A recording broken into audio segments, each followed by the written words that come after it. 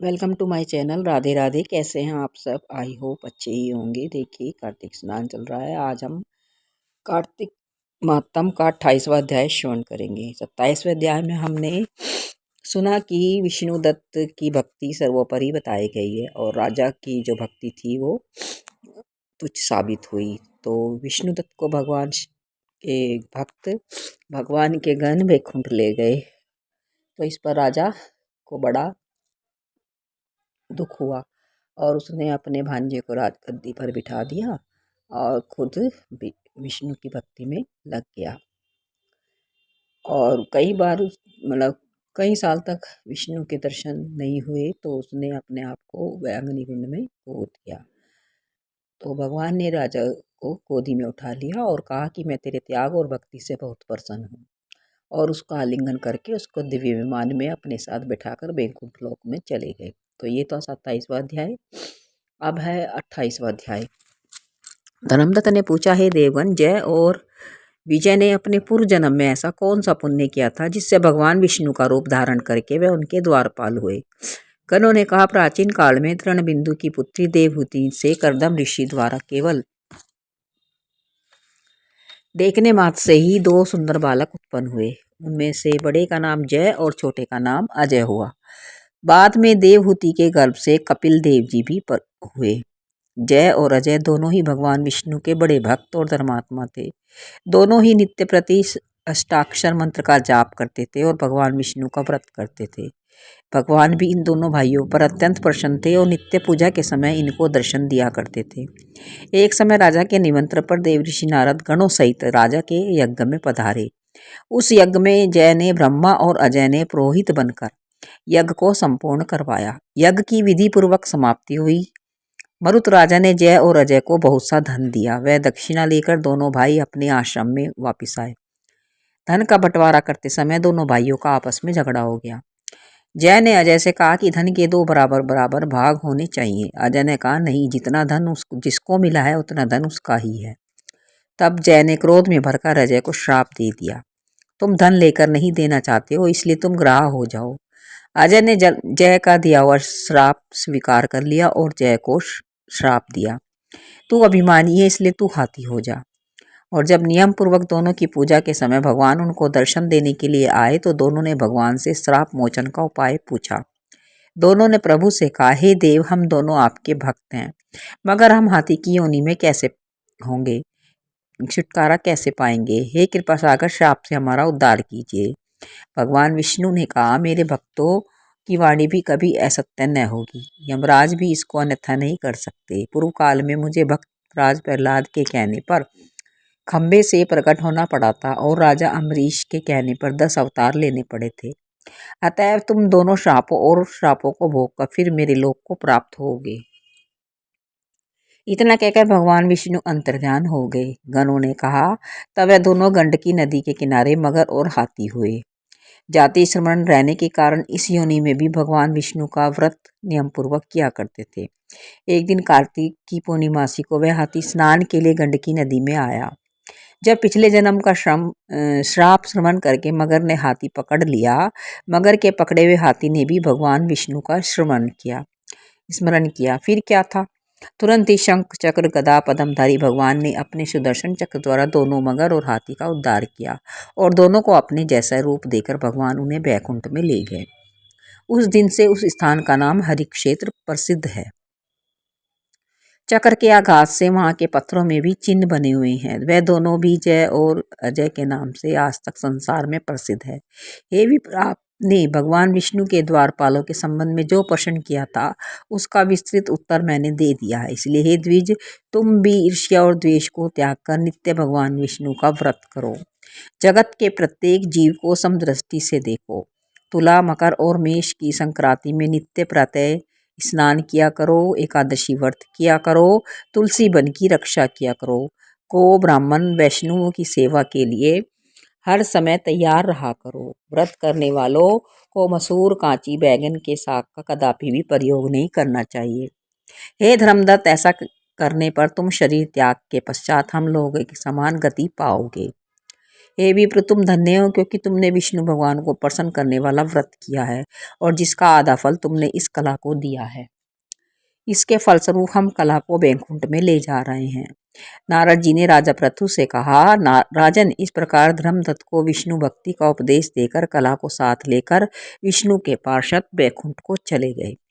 धर्मदत्त भी उनके आदेशानुसार भगवान विष्णु के व्रत में तल्लीन हो गया और फिर जब उसका देहांत हुआ तो अपनी दोनों स्त्रियों के साथ विष्णु लोक को गया। हे राजन, जो कोई भी प्राचीन काल के इस इतिहास को सुनता है और सुनाता है वह अंत में विष्णु लोक को प्राप्त होता है।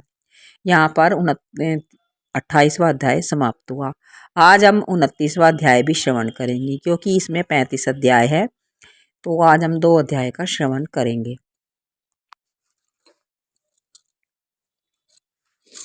राजा पृथु ने कहा, हे नारद जी, आपने कृष्णा और वेणी नदी के तट पर बनिए और कैलाश ने जिस प्रकार मुक्ति पाई वह सारी कथा हमको सुनाई है।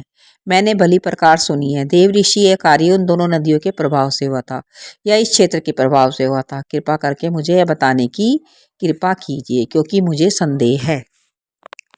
देव ऋषि नारद बोले, कृष्णा नदी साक्षात भगवान श्री कृष्ण चंद्र जी की महाराज का शरीर है और बेनी नाम वाली नदी भगवान शंकर का शरीर है। इन दोनों नदियों के संगम का महात्म्य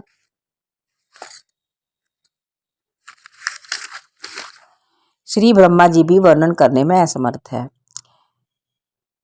अतः मैं आपको इनकी उत्पत्ति का वृतांत सुनाऊंगा कि इनकी उत्पत्ति कैसे हुई। ध्यान पूर्वक सुनिए। चाक्षुष मन्वंतर के आरंभ में भी श्री ब्रह्मा जी ने संयम पर्वत के शिखर पर यज्ञ करने का निश्चय किया। वह सब देवताओं, भगवान विष्णु, भगवान शंकर और यज्ञ की सारी सामग्री लेकर उस पर्वत के शिखर पर गए। तब महर्षि भृगु आदि ऋषियों ने ब्रह्म मुहूर्त में उन्हें दीक्षा देने का विचार किया।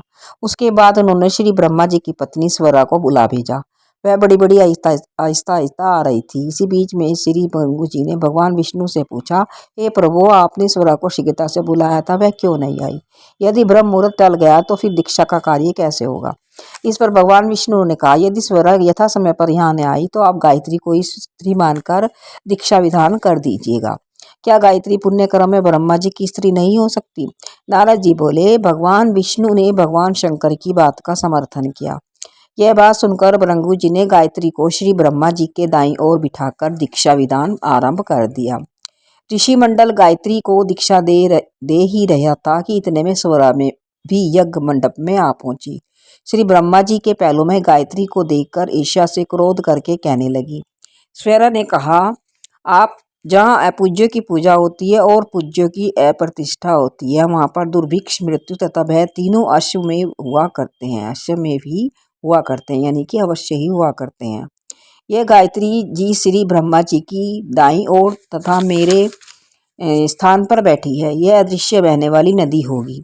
आप लोगों ने अविचार से इसे जो मेरे स्थान पर बिठाया है, अतः आप भी सबके सब जड़ रूप नदियां होंगे। नारद जी ने महाराज पृथु से कहा, हे राजन, इस प्रकार शिवरा के श्राप को सुनकर गायत्री मारे क्रोध के मारे आग बबूला हो गई और अपने होठ काटने लगी। देवताओं के मना करने पर भी गायत्री ने शिवरा को श्राप दे डाला। गायत्री ने कहा, ब्रह्मा जी जैसे तुम्हारे पति हैं वैसे मेरे भी तो हैं। तुमने व्यर्थ ही श्राप दिया है, अतएव तुम भी नदी हो जाओ। नारद जी ने कहा, तब तो देवताओं में खलबली सी मच गई। वह शिवरा को दंडवत प्रणाम करके कहने लगी, हे देवी, तुमने जो ब्रह्मा आदि सब देवताओं को श्राप दिया है, इससे यदि हम सब जल रूप नदियां हो जाएंगे तो फिर निश्चय ही यह तीनों लोक नष्ट हो जाएंगे, क्योंकि यह श्राप तुमने बिना विचारे दिया है। अतः तुम इसको वापस ले लो। स्वरा ने कहा, हे देवतागण, चूंकि आपने यज्ञ के आरंभ में गणेश पूजन नहीं किया है